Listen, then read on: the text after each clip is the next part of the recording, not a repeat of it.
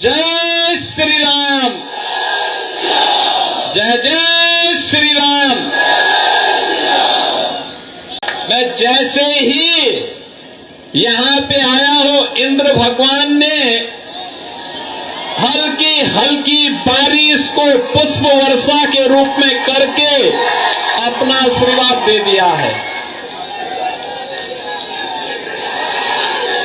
जब देवी देवताओं का आशीर्वाद प्राप्त हो रहा है और आप सभी का समर्थन प्राप्त हो रहा है, तो एनडीए को आने से कोई ताकत रोक नहीं सकती है, कोई रोक नहीं सकती है। और बहनों और भाइयों, यही कहने के लिए आज मैं विशेष रूप से शाहपुर में आया हूं। बहनों और भाइयों, बिहार के गौरव पर हर व्यक्ति, भारत का हर नागरिक गौरव की अनुभूति करता है। बिहार का अपना गौरवशाली इतिहास रहा है। ये वही धरती है जिस धरती ने महात्मा बुद्ध को ज्ञान प्रदान किया था। ये वही धरती है जिसने भारत को एक नई दिशा देने वाले और भारत का स्वर्ण युग लाने वाले चाणक्य जैसा ऋषि भारत को दिया था। और ये वही धरती है जिस धरती ने चंद्रगुप्त मौर्य के रूप में भारत को यशस्वी शासन की बागडोर सौंपी थी। ये वही धरती है जिस धरती में वीर कुंवर सिंह पैदा हुए, जिस धरती ने डॉक्टर राजेंद्र प्रसाद देश का प्रथम राष्ट्रपति दिया, जिस धरती ने बाबू जगजीवन राम को दिया, जिस धरती ने जब देश के अंदर लोकतंत्र के गले को घोंटने का कार्य हो रहा था, तब सदैव जयप्रकाश नारायण को पैदा करके जिस धरती ने लोकतंत्र को फिर से बचाने का काम किया, ये वही पावन धरा है बिहार की, जिसको नमन करने के लिए आज मैं आपके बीच आया हूं। बहन और भाइयों, एक गौरवशाली अतीत, लेकिन इस गौरवशाली अतीत पे आरजेडी का 15 वर्षों का कार्यकाल और उससे पहले कांग्रेस का कार्यकाल एक कलंक से कम नहीं है। एक पहचान के संकट के दौर से बिहार के लोगों को, बिहार के नौजवानों को, बिहार के नागरिकों को गुजरना पड़ा था। नौजवान पहचान के लिए मोहताज था, प्लान करने के लिए मजबूर था, किसान आत्महत्या करने के लिए मजबूर था, व्यापारी डरा और सहमा था, और बेटी और बहन की सुरक्षा तो भगवान भरोसे थी हो गई थी। बहन और भाइयों, हमारे बिहार ने लड़ाई ली 2005 में नीतीश कुमार जी के नेतृत्व में एनडीए की सरकार बनती है और बिहार के माफियाओं के दिन लग जाते हैं, उनकी उल्टी गिनती शुरू हो जाती है। बहनों और भाइयों, बिहार एक नई दिशा की ओर आगे बढ़ा। आज फिर से बिहार में वह सब कुछ है जो बिहार में 50 वर्ष पहले हो जाना चाहिए था। कनेक्टिविटी है, बाढ़ प्रबंधन है, स्कूली शिक्षा का प्रबंधन है, इंजीनियरिंग कॉलेज बन रहे हैं, मेडिकल कॉलेज बन रहे हैं, गरीबों के लिए वे योजनाएं जो 2014 के बाद मोदी जी ने सबका साथ और सबके विकास के भाव के साथ देश भर में लागू किया।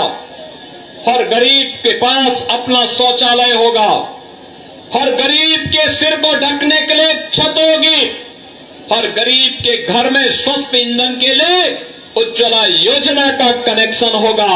और हर गरीब के स्वास्थ्य के लिए आयुष्मान भारत की सुविधा होगी। हर गरीब के पास राशन कार्ड होगा। और यह कांग्रेस पूरा नहीं कर पाई, आरजेडी पूरा नहीं कर पाई। आरजेडी पूरा करती कैसे? क्योंकि जो पशुओं का चारा खा जाए तो मनुष्य को तो सब कुछ सरकार ही जाएगा। उन्होंने तो यही किया था। लेकिन मोदी जी ने कहा सबका साथ और सबका विकास।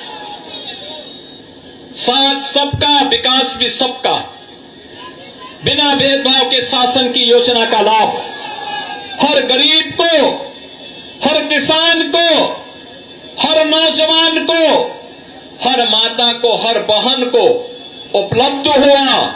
और परिणाम है, भारत में मोदी जी के कार्यकाल के दौरान 25 करोड़ लोग गरीबी रेखा से उभर करके सामान्य जीवन व्यतीत करने की ओर आगे बढ़े हैं, स्वावलंबन के पथ पर अग्रसर बढ़े हैं। एक नए भारत का दर्शन हो रहा है। आज बिहार में मेडिकल कॉलेज बन रहे हैं, बिहार में इंजीनियरिंग कॉलेजों की एक लंबी श्रृंखला खड़ी हो रही है। अब बिहार से पलायन नहीं, इंजीनियरिंग ग्रेजुएट निकल करके प्रगति के पथ पर नए बिहार को आगे बढ़ाने का कार्य कर रहे हैं। बहनों और भाइयों, बिहार के नौजवानों की इस प्रगति को देख करके मैं देखता हूं क्या प्रतिभा है बिहार के अंदर। क्या यहां के नौजवानों में ईश्वर प्रदत्त बुद्धि है, उसको थोड़ा सा प्लेटफॉर्म मिले, पूरी दुनिया को अपनी बुद्धि से आकर्षित करने की सामर्थ्य हमारा बिहार का नौजवान रखता है। देश के अंदर जहां कहीं भी बिहार के नौजवानों को कार्य करने का अवसर प्राप्त हुआ, उसने अपनी प्रतिभा का लोहा मनवाया है। बिना रुके, बिना चुके, बिना टिके बिहार का नौजवान आज उस क्षेत्र को विकास के पथ पर अग्रसर करता है। लेकिन बहनों और भाइयों, 2005 के पहले परिवारवाद का दंश झेल लाए बिहार अराजकता और गुंडागिर्दी की चपेट में पूरी तरह माफिया राज का शिकार हो चुका था। बहनों और भाइयों, मैं धन्यवाद दूंगा एनडीए की नीतीश कुमार जी की सरकार को, जिन्होंने पिछले 20 वर्ष के अंदर अथक परिश्रम करके उसे उभारने में बड़ी मदद की। आज बिहार को अपनी पहचान है। आज बिहार के ऊपर कोई प्रश्न खड़ा नहीं करता है। आज बिहार के अंदर कनेक्टिविटी है, बाढ़ प्रबंधन है, और वह सब कुछ है जो आकांक्षा बिहार के नागरिकों की बिहार के प्रति है। और बिहार को आगे बढ़ाने के लिए यह रफ्तार थमनी नहीं चाहिए। डबल इंजन की सरकार डबल इंजन स्पीड से, बुलेट ट्रेन की स्पीड से बिहार की प्रगति को आगे बढ़ा सके, इसी के लिए आपका आह्वान करने के लिए मैं आपके बीच में यहां पर उपस्थित हुआ हूं। बहनों और भाइयों, मैं पूछना चाहता हूं कि क्या आज तो बिहार विकास भी है और विरासत भी है, इस परंपरा के साथ जुड़ चुका है। कितनी शानदार विरासत, विकास भी है, विरासत भी है। विरासत वह जो राम की परंपरा है, कृष्ण की परंपरा है, भगवान शिव की परंपरा है, बाबा महेंद्रनाथ की परंपरा है, महर्षि विश्वामित्र की परंपरा है, बुद्ध की परंपरा है, बाबू जगजीवन राम डॉक्टर राजेंद्र प्रसाद जी की परंपरा है, वह हमारी विरासत भी है। बहनों और भाइयों, क्या ये कांग्रेस और आरजेडी अयोध्या में राम मंदिर का निर्माण करा पाती? आप मुझे बताओ, क्या बिहार के लोग अयोध्या में राम मंदिर बनने से खुश हैं कि नहीं है? कि नहीं है? राम मंदिर बनना चाहिए था कि नहीं बनना चाहिए था?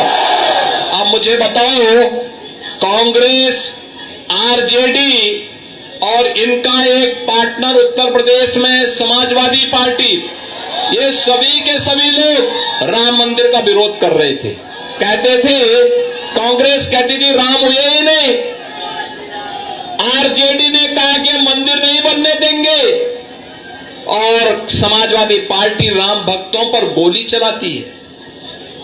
हम कहते थे, तब भी कहते थे, गोली हो या डंडा हो, तब भी हम कहते थे कि रामलला हम आएंगे, मंदिर वहीं बनाएंगे।